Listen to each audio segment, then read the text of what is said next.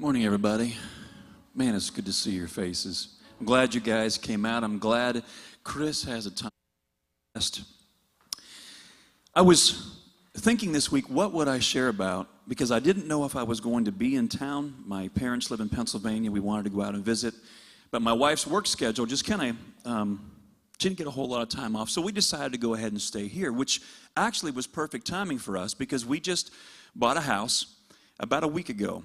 We moved here, 5.5, 6 years ago. Didn't know if we would stay, so we didn't buy a house. And finally, we just felt the Holy Spirit say, no, this is where we want you to be.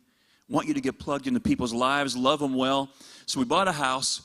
Here it is, the week of Christmas, and we're moving everything. So our gift this Christmas to each other was this house. We didn't have time to set a tree up, so we just went ahead and put stockings up by the fireplace. But we had an amazing Christmas together. And so I got on Facebook. How many of you guys are on Facebook? I'll bet almost everybody. Most people are on Facebook. And I decided to kind of ask the question, what is the best Christmas gift you've ever received? I mean, man, it started to lighten up. It was about minute 1. I'm reading the minutes go by. And then I got 10 things, then 20 things, then 30 people are responding. And the best gifts were things, of course, they start off with, well, some woman got some diamond earrings, a kid got a BMX bicycle. But what was really cool was most of the posting that came down through was relational. It wasn't stuff. One person said, my daughter told us on Christmas morning that we're going to be grandparents. Another person, Another one came through, said, 25 years ago on this day, my wife agreed to marry me. So there's all this really kind of cool, sweet stuff. So then I posted, now tell me what the worst gift you've ever received at Christmas was. Anybody know what the number 1 answer was? Underwear. Number 2 wasn't ties, it was actually sweaters. Now, I'm actually cool if it's not like, something from the Anchorman. I mean, it's really cool. I mean, just a up-to-date sweater. I love sweaters. Number 3 was ties. But what was funny was this one woman, what was it she said? Her grandmother, it's like out of National Lampoon's Christmas Vacation, her grandmother just wraps up stuff from around the house and just gives it to everybody in her family. And so on Christmas morning, they're opening it up, and her husband, from her grandmother, got a bottle of High Karate. The kids got a box of donuts that were stale. And they couldn't find the kids after Christmas when they opened all the presents. They looked outside. The kids had their ball gloves on. They were playing catch with these donut holes. They were hard as rocks. So that was kind of the fun stuff. So then I came back and I thought, Christmas, it's a lot of fun and we can talk about the best and the worst. But a lot of the worst stuff is not really about the gifts we receive or don't receive. It's about what emotions we go through at the holidays. And so I posted, I said, the holidays are difficult for a lot of people, a lot of us. I said, maybe it's a loss of a loved one, loss of a marriage, loss of a job. Kids have moved away and they can't be home at Christmas. What is the most difficult thing for you this Christmas season? And then I said, don't get too specific with your posts. I said, if you want to private message me and give me a little more detail, that's fine, but I don't want everyone kind of knowing everybody else's business here. And so, man, I thought I'd get 3 or 4. It lit up. And they weren't 2 or 3 little sentences. They were paragraphs going down the page, one after another after another. And then I started looking at my private message box on Facebook, and there were just huge stories of everything that had happened. Lost marriages, like what we just talked about, loss of job, cancer, heart attacks, loss of loved ones. And so I ran to Taco Bell, simple thing we kind of do up on 10th Street. I was going to bring some food home for lunch that day real quick because we were in the middle of a move. It's easier to do that than cook. And so I was pulling into my driveway, and I got this phone call from a buddy back where I grew up. And he said, man, I saw your post on Facebook. He said, I didn't want to say anything on there, but I just wanted to talk to you for a second. He says, I went through a divorce about 5 years ago. He said, the hardest thing for me this Christmas wasn't the divorce. He said, but none of my kids texted me, emailed me, called me on Christmas Day. He said, can you even imagine? They had no contact whatsoever. He said, I'm dying. He said, did you ever see Rudolph? And I said, yeah. He said, remember when Yukon Cornelius, how many of you guys saw Rudolph? You've seen Rudolph. We all saw Rudolph growing up. You've got Yukon Cornelius, and you've got Herbie. Remember the little elf named Herbie? And Rudolph, and they go to the island of misfit toys. And these are the toys that no other little boy or girl wants to play with.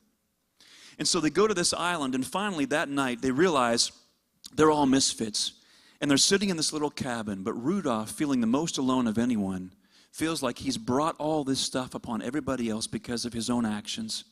And really all it was he had a nose. It was a blinking beacon. Remember that? And we won't let Rudolph play in any more reindeer games, right, gang? Remember that? But he's feeling like this outcast. And that whatever he does is going to bring shame or something on his friends. So he decides to go it alone. And you remember in the scene, he goes over to the edge of the sea and he breaks off a chunk of ice with his ice axe and he floats away out into the oblivion, cold and alone. And he said to me on the phone, he goes, Brent, that's exactly how I feel today. I said, buddy, I am so sorry. But how many of us this holiday season, maybe it was because of an affair, maybe it was because we did lose a job and we don't have a house right now, or whatever that thing is that makes us feel less than or worth less. The message this morning, we called it the gift of salvation, and I was speaking with someone earlier. Maybe the gift of salvation is more about the gift of identity, of who we really are in Christ Jesus. That gift, when it is given to us by faith, when we believe in Jesus, is something that no one can take away. In 1914 and 1916, one of the greatest expeditions there ever was a boat called the Endurance. And it was Sir Ernest Shackleton. He was from England. And he was going to go to the Antarctic. He was going to try to be the first team. They were going to land on the Antarctic and then go all the way across 1,800 miles by dog sled to be the first explorers to ever do this. Now, you want to talk about being cold and being alone. So he posts this advertisement that basically said he's looking for men, low wages, bitter cold, no guarantee of success, but there will be honor in case of success when you come home. 5,000 men applied for this journey. 5,000. It was interesting because there were physicians, there were navigators, carpenters, and he actually brought on, he had 28 men, all he chose. He had escape artists that he actually took. I don't know why he took escape artists, but he did. But a 28-man crew, they had 29 sled dogs with them on this boat. And I want to just kind of give you the preface before you see a little video. They set sail, sailed all the way to an island called South Georgia Island, about 800 miles off the tip of Antarctica. And when they got there, the whalers, they had a whaling harbor there, they told them, don't go yet because the ice hasn't melted enough. You can't make the journey. It's going to be too hard. So the men just kind of camped out for a few weeks until the ice packs had broken up a little bit. And then they set sail for the tip of Antarctica. Go ahead and run this video.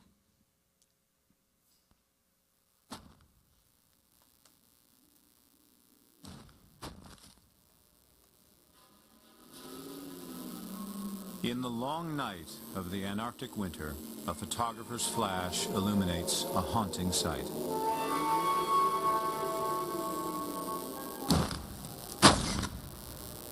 The year is 1915, and a British ship, the Endurance, is trapped in a vast sea of ice. The rare photographic images record for the ages an extraordinary true-life drama. 28 men stranded at the end of the earth, beyond all hope of rescue. 28 men with their 69 dogs in their boat set sail, landed, actually didn't land, they were off the coast by several hundred miles. They got stuck in an ice pack, as you could see what happened with their ship. This ship had a 4-foot thick wooden hull. This ship could go through anything. And so here they are heading into the Antarctic continent, and all of a sudden the ice flows. What happens is when the wind directions change in the Arctic, you can have a lead. It's called a lead when you're following these through. And when the winds change, it can close those leads that were once passable to become impassable, and that's exactly what happened. They began to go through slush and snow, and pretty soon it froze like cement around the boat. They were thinking maybe it would thaw out for a couple of days. When it did, and the men got out, and for 48 hours, they actually tried to chip away the ice around this massive boat built in, again, I think it was built in 1912, just for this expedition of 1914, to try to get it going again. And they couldn't get the ice to move at all. It wouldn't budge. It was frozen like cement. Thinking maybe they'd only spend weeks here, they began to renovate the inside of the boat. They actually called it the Ritz on the inside, and they made a table, and they would sing songs, and they would eat their food and just try to have fun. But the days turned into weeks. The weeks turned into months. And they spent 326 days inside that ship frozen in the ice. Now, you got to remember, this is up to minus 70-degree temperatures, wind gusts of over 100 miles an hour. Finally, Shackleton got out, looked at the boat, realizing it was about to be splintered by this ice floe that was crushing it. Orders to abandon ship. And so they take everything off. They have big canvas sheets they draped off the side, and they're lowering dogs and men and belongings. And they get the lifeboats, and they load them full of all this stuff.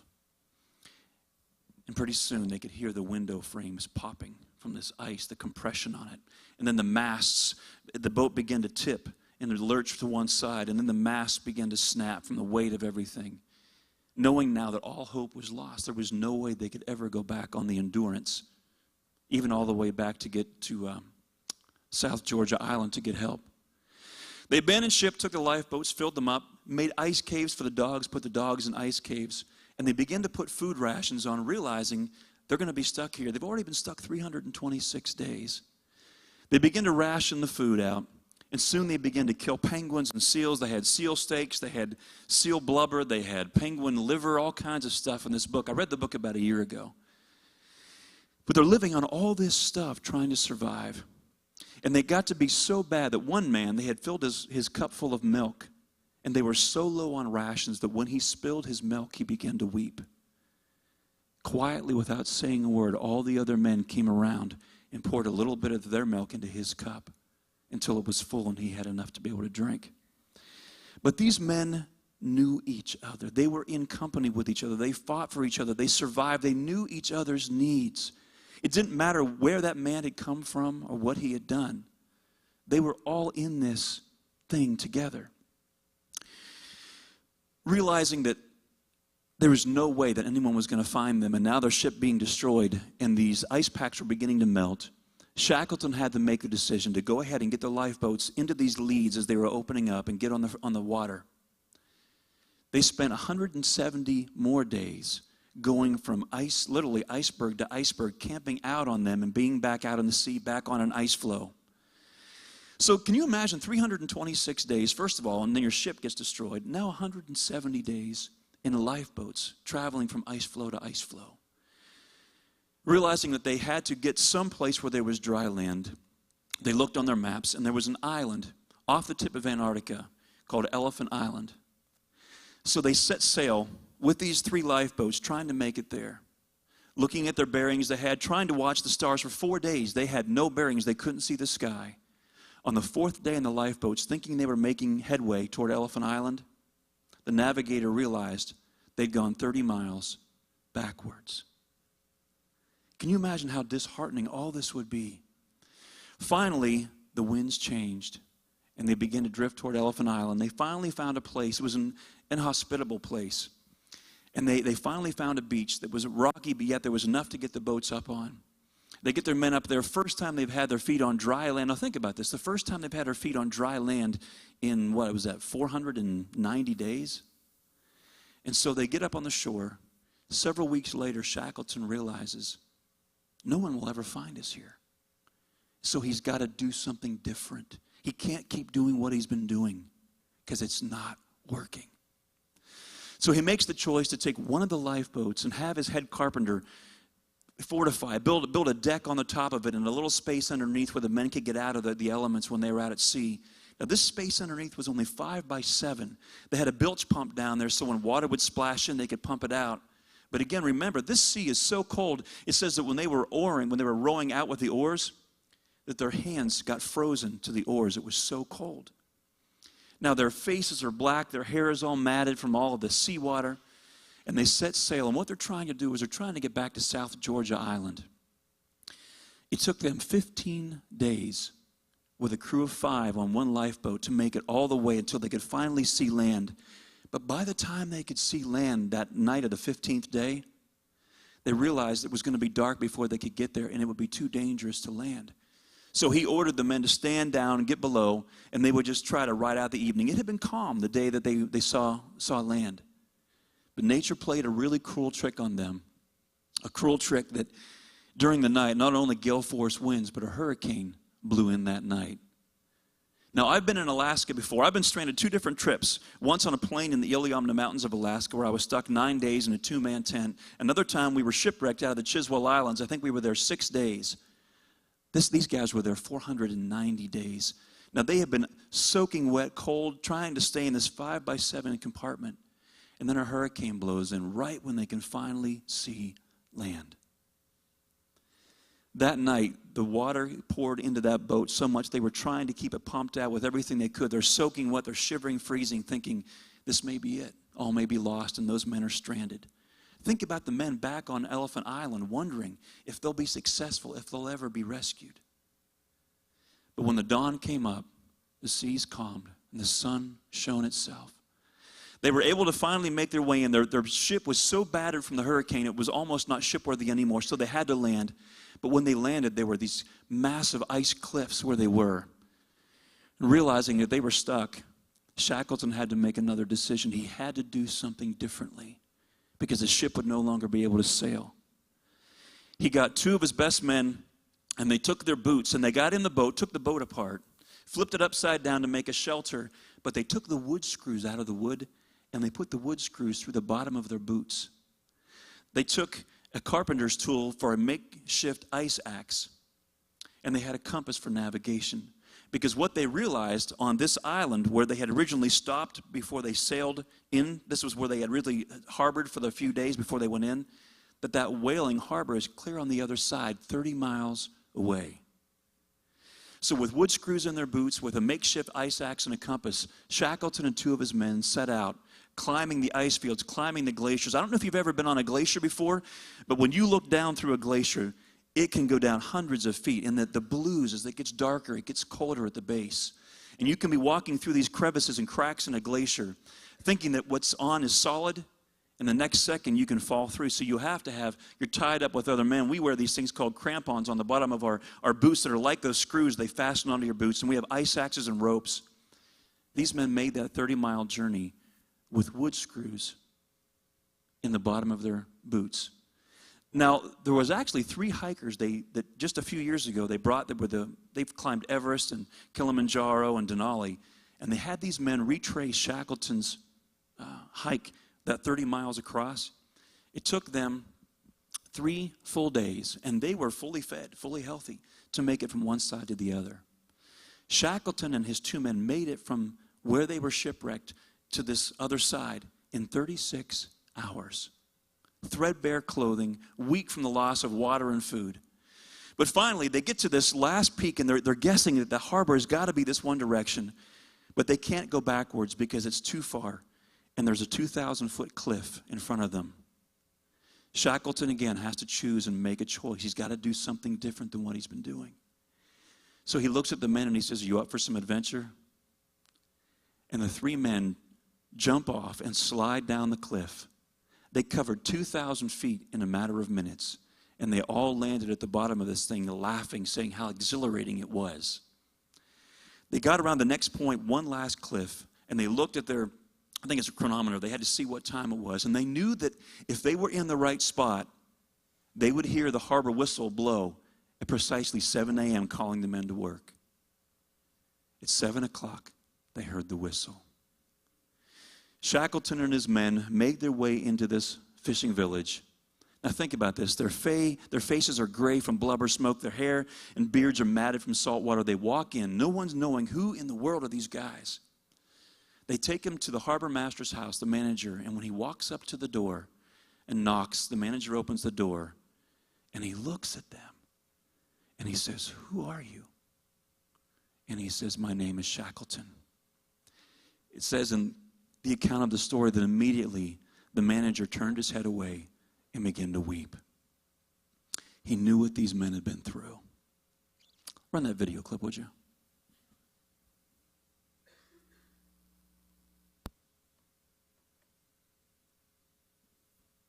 Bring the volume up. Men were led by an old Norwegian whaler to the station manager's home, their faces gray with blubber smoke, hair matted with salt. "Who are you?" asked the manager. The man said quietly, "My name is Shackleton." The manager turned away and wept. The worst was finally over for Shackleton, but his every thought was with the men he left behind.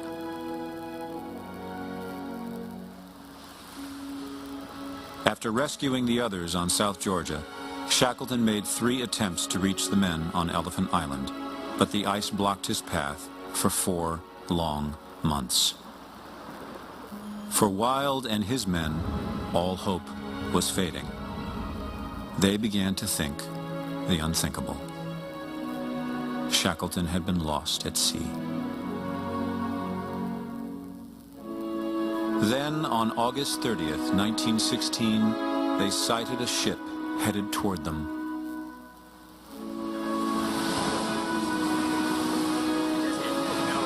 When the boat was within hearing distance, they called out in unison,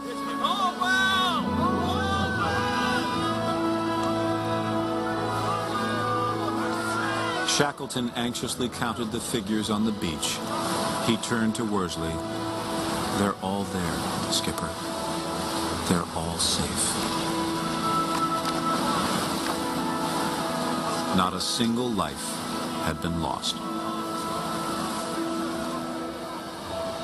The story of Shackleton and his men is an epic of the human spirit, of 27 men driven bravely by the will to live, of one leader determined heroically to save them all, no matter what.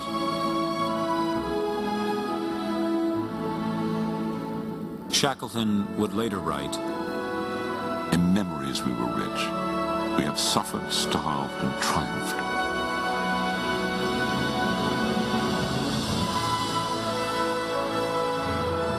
We had seen God in his splendors, heard the texts that nature renders. We had reached the soul of man.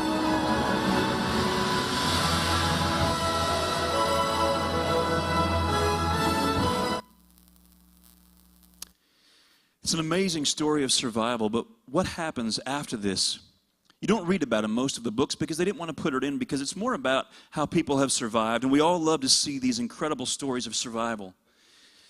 But what ended up happening to Shackleton was, several years after he arrived home, his notoriety began to explode because of his expedition and what he was able to accomplish, not losing a single man.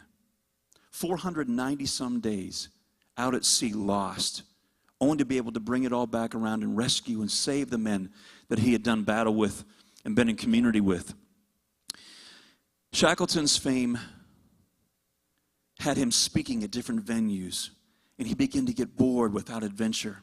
He felt like he needed something new, so he was always trying to raise money for new expeditions. He wanted to go do something else, and when it wasn't coming together, he began to drink, and he began to drink heavily because he still couldn't find something to complete him. Think about this. The world's greatest adventurer didn't lose a man, surviving for almost 500 days in the most gnarly, God-forbidden place on the face of the earth, and it still wasn't enough to satisfy him.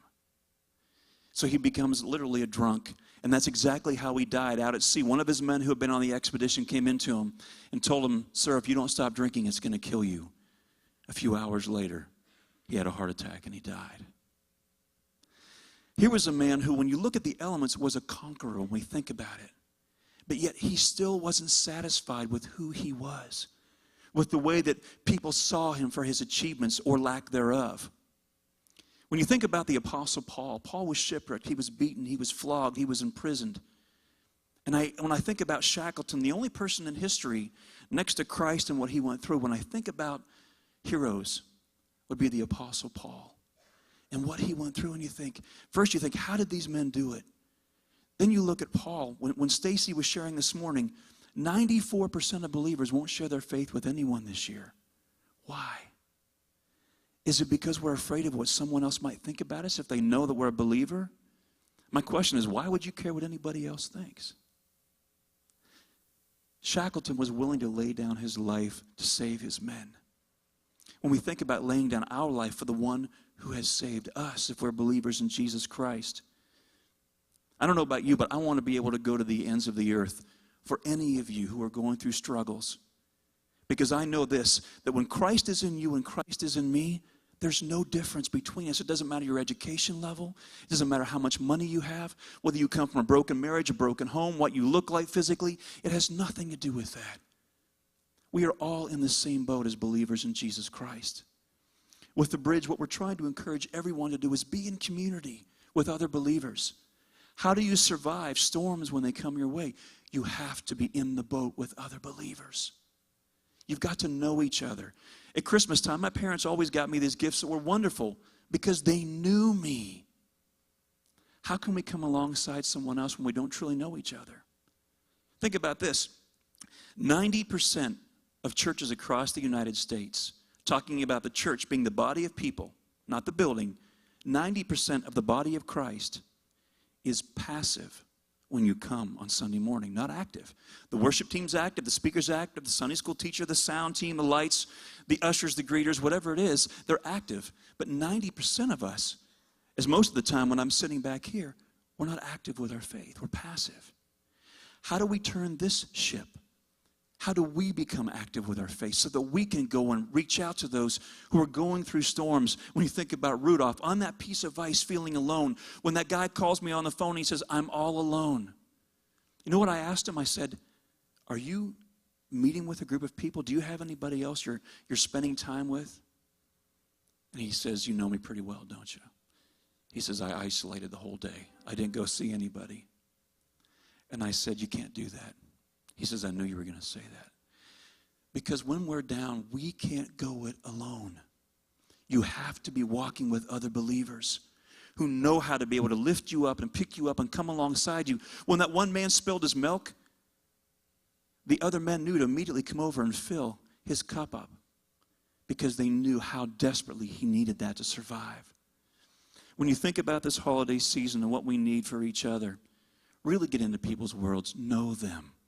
It doesn't have to be people that come to the bridge. As a matter of fact, I would rather, and the staff would rather, that when you're out in the world, at your job, whether you're at Panera, wherever you go, the people that you have contact with, that becomes your community. Invite them into your home. Go to lunch with them. Go to dinner with them. Get to know them.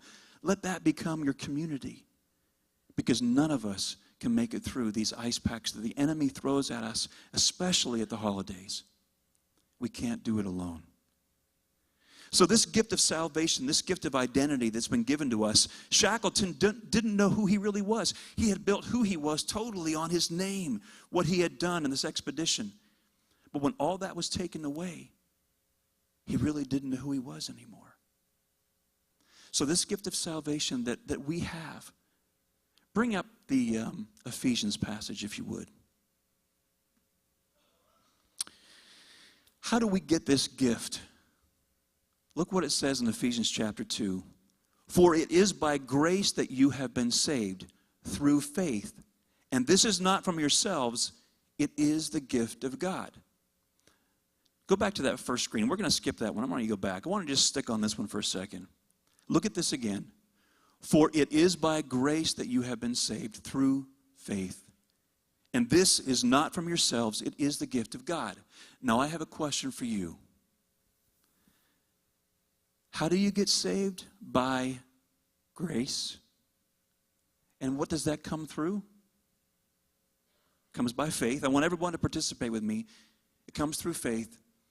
And where does that gift come from? It comes from God. And it comes through belief in Jesus Christ. That he came to this world for you. There's a passage out of John chapter 6, and you don't have to bring it up. But it says in there, he says, and this is the will of my Father, that all whom he shall give me, I shall lose none. And then Jesus repeats it again. And this is the will of my Father, of all whom he shall give me, I shall lose none. When Shackleton had gotten all the way to South Georgia Island, it took him 3 months to get back to Elephant Island to rescue his men. But remember from the video, when the ship was getting close to the shore, he counted and he said, they're all dead. he had lost none. But yet Shackleton didn't know who he was. He couldn't really save his men eternally, only from the elements for the moment. But Jesus, the one that knows everything about you, the good, the bad, the ugly, he knows what you're going through. He promises to never, ever leave you or forsake you. And if you are a believer in Jesus Christ through faith, you have received that gift of salvation, you're in the Father's hands. And Jesus promised you, I will never lose you. Isn't that amazing? To think that the God of the universe went through everything you can imagine. As a matter of fact, did you know that Jesus became the most sinful human on the face of the earth? That's because he took all of our sins upon himself so that we could be saved once and for all. So, this gift that God has given us, and then my buddy that called me, he says, you know what? He goes, my own kids didn't even call me on the phone. He goes, I am such a loser. To my ex-wife, he goes, I am such a loser. And he was calling himself a bad father and a bad dad, and what did I do wrong? And I had to deserve all this stuff. But Paul, knowing that when we receive Christ, our identity is no longer in our failures or in our successes. Our identity is in Christ. That is our new name. I read an author one time talking about this new name that God gives. He says, Saul became Paul, Sarai became Sarah, Abram became Abraham, Jacob became Israel. And he says, I found my new name. He says, I became God's William Wallace. Remember from Braveheart? And I read that in the book and I went, that's pretty cool. And then I realized, wait a second. William Wallace was a man. My new name is not in man. My new name is in the God of the universe that made everything there is. That will go to the extremes of the earth to make sure that I am safe. Because guess what? For that cancer patient who's going through cancer, you can say, bring it on, because I know where I'm going. I will see Jesus' face. To the explorer who's out of the sea, let the winds blow. You can't take who I really am away. Who I am is Christ in me. So let the winds blow. Satan, bring it on. Whatever happens this holiday season, I hope you're able to look at things and say, my identity isn't tied up in what other people think about me. Whether they show up or don't. How I look, what I have. My identity is in the God of the universe being inside of me. And I have everything that I will ever need. Do you have that passage back there out of 2 Corinthians? Pull that up. Paul knew that hardships within our lives develop character. Remember, it was James chapter 1. He says, consider it pure joy, my brothers, when you face trials of many kinds. Because he's talking about how those trials will develop perseverance and faith so that we're mature and complete, so that we're not lacking in anything. This is probably my favorite verse that Paul has written. And he's talking about, after going through these hardships, that a truth was revealed to him that he has everything he needs. Look what he says. Because of the extravagance of those revelations, and so I wouldn't get a big head, I was given the gift of a handicap to keep me in constant touch with my limitations. Satan's angel did his best to get me down, but what he did, in fact, was push me to my knees. No danger then of walking around high and mighty. And then he says, at first I didn't think of it as a gift, and I begged God to remove it. 3 times I did that. And then he told me, my grace is enough. It's all you need. My strength comes into its own in your weakness. Now here's the real kicker when you think about kicking the enemy in the pants. Listen to this. He says, once I heard that, I was glad to let it happen. I quit focusing on the handicap and began appreciating the gift. It was a case of Christ's strength moving in on my weakness. So now these limitations I take in stride and with good cheer. These things that cut me down to size, abuse, accidents, opposition, and bad breaks. I just let Christ take over. And so the weaker I get, the stronger I become. These hardships that we go through, if you don't do something differently than what you've been doing, if you've isolated yourself and you've been alone, if you don't make the choice like Shackleton did to fortify that lifeboat and bring a company of people alongside you to walk with you, if you choose to isolate and stay on that desolate place, that desolate island, you will die. Emotionally, physically, spiritually. Don't let that happen. Be like what Shackleton did when he chose to do something differently. Ask people to be in a community with you so that you can know each other's needs. As a matter of fact, if you're going through depression this holiday season, one of the best things you can do is to get into someone else's world and serve them. I have yet to meet a person going through depression who is serving someone else. Isn't that amazing? The Bible tells us that when you give your life away, you will find it. The gift of salvation is really the gift of identity. That when God came for you, he came to give you his name. Jesus, thank you so much. Thank you for this gift of salvation, God, that you have given us. Many of us are really struggling this holiday season. We don't know when children don't come to visit us, or we've lost a loved one that we don't get to see this holiday. Maybe someone's going through cancer and we're worried about, is this going to be the last time we get to see their face? Or God, I don't know what this new year holds with my job. Am I going to get laid off? Or am I going to lose my house? Am I going to lose my car? What is it that's happening in our lives, God, that keeps us from saying, let the winds blow? Because no matter what happens, you cannot take Christ in me away. I have everything I need. So let the storm winds blow. As the ice comes in and tries to crush me, you are the one who goes before me. You are the one who holds me and keeps me. You are the one who, when I hunger and thirst, give me everything that I will ever need. Help me to trust in you, God. Help me to rely on you. That no matter what